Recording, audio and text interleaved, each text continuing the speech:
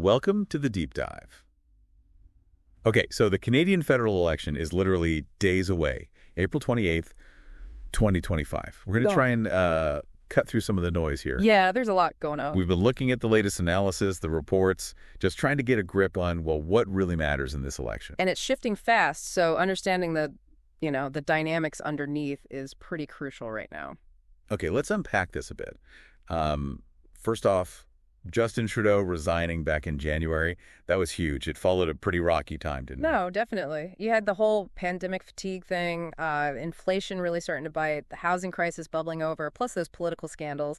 It set the stage. Right. And then enter Mark Carney, former Bank of Canada governor, stepped in, sure. promising, stability, growth, and fiscal sanity. Yeah, that's the pitch. So I guess the question for everyone listening is, given everything that's happened, does that message land? Is that what Canada needs right now? Well, that's the core tension, isn't it? The analysis shows voters are wrestling with that. Carney brings that economic credibility, which certainly has appeal with all the anxiety around. Yeah, makes sense. But the challenge for him, and the reports pick up on this, is showing a broader vision beyond just the economy. He's relatively new to politics, after all. Exactly. And then you've got Pierre Poilievre and the Conservatives really jumping on all that frustration. They saw an opening. Yeah, their message is just laser-focused. Economy, freedom, government overreach. You hear it constantly. Very consistent. And what's interesting, some analysis points to their economic message hitting home in, suburban areas, seeing big cost of living jumps. Places that maybe weren't traditional Tory strongholds. Right. That potential shift is something analysts are watching closely. It could be why the polls currently suggest they might actually lead the country for the first time since, 2015? It's remarkable how that simple, consistent message seems to be working for people feeling that financial squeeze. It does seem to be cutting through, though it's fair to say some sources also critique the lack of specifics sometimes. Voters have to weigh the appeal against the actual details of the plans. Good point. Then, Jagmeet Singh and the NDP, they were propping up the Liberals for a while with that agreement. The supply and confidence deal, yeah. But then they pulled the plug.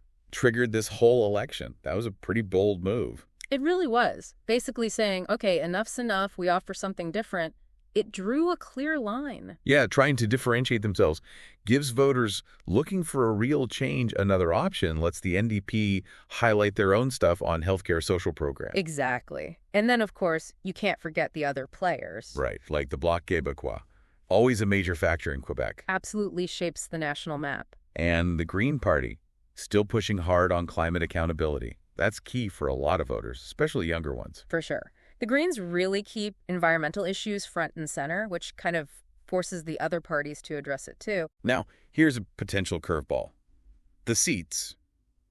There are more of them this time. Ah, yes, the boundary changes. 343 seats, up from 338, is because they redrew the electoral map. Doesn't sound like much, maybe, but in a really close race, 5 seats could be everything. Oh, absolutely. It injects this element of, unpredictability, especially in those tight regional contests. To change the game in ridings everyone thought were safe. Yeah, the analysis suggests some of those new boundaries might shift the demographics just enough to make old results less reliable as a guide. So, for everyone listening, our goal here, our mission for this deep dive, is really just to help make sense of all this complexity. Break it down a bit. Yeah. What are the key things driving voters? Who are the main people involved? And what are the big unanswered questions heading into Election Day? Precisely. We want to give you the context, the insight, so you feel equipped, basically. Understand what's really at stake here for Canada. Okay, let's shift gears a bit and talk about the mood out there, the electorate. You get this sense of, simmering tension. Yeah, frustration is a good word. The analysis picks up on that. People feeling kind of stuck, between maybe promises that didn't quite pan out and these big slogans that don't always feel connected to their actual lives. There's definitely that feeling of economic insecurity floating around, a desire for real, tangible change that people can actually feel day to day. And you see why, right? I mean, look at rents. Still sky high. Interest rates are stubborn. Groceries, gas, everything just costs more. It's relentless pressure for a lot of families. And that's exactly where Poilievre's message, that simple make life affordable again, seems to land. It's direct. It speaks right to that pain point. It really does. It cuts through because it acknowledges that widespread economic anxiety. For a big chunk of voters, according to the analysis, affordability is just, well, it's the main thing, the lens they're using. Okay, so flip side, Mark Carney.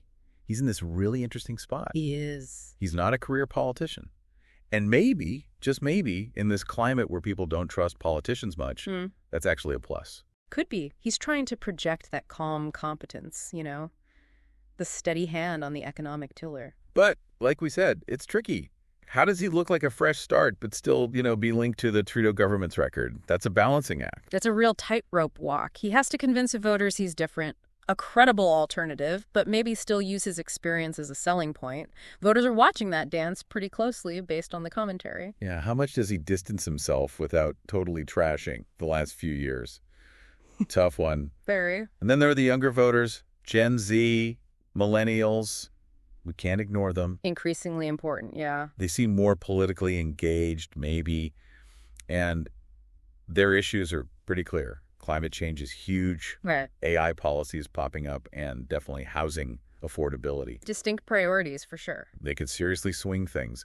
But the analysis also kind of flags them as maybe less predictable in how they actually vote compared to older groups. Have you seen anything specific policy-wise that's grabbing them? Well, the Green Party's climate stuff always resonates strongly there. The analysis confirms that. But, other parties are trying too, targeting them with things like student debt ideas, green tech investments. Right. But whether those targeted messages actually turn into votes, that's still a big question mark. Okay, let's zoom out even further. The world stage. It's pretty messy out there. Understatement, yeah. You've got Ukraine. The Middle East is incredibly complex. China's growing influence.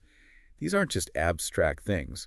Canada's next leader walks right into some major foreign policy headaches. No doubt about it. And things like the rise of BRICS, those discussions about de-dollarization, they hint at possible shifts in alliances, trade patterns.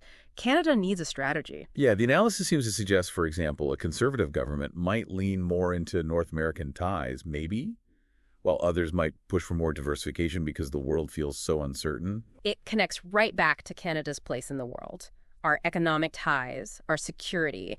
It feels like a moment of potential change. And the next leader needs a clear vision for navigating it.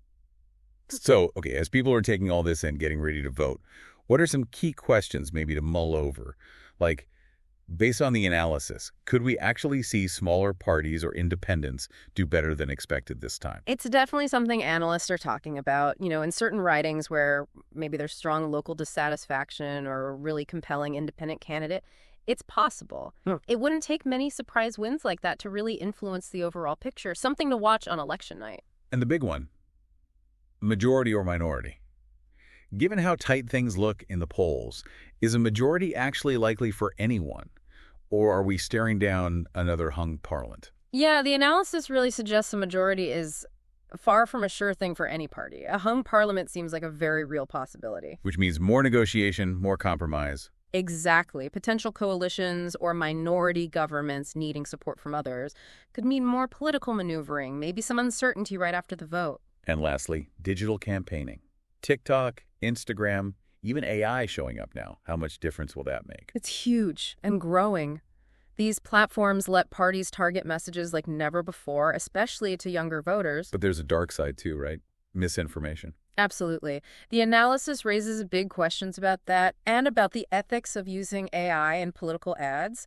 It's definitely an area that could sway the narrative, maybe even shift votes in ways that are hard to track. So, lots to think about. As we wrap this up, I guess it boils down to this. This election really feels like it's about trust. Fundamentally, yes. Who do you actually believe can lead Canada through all this? There's this desire for change out there.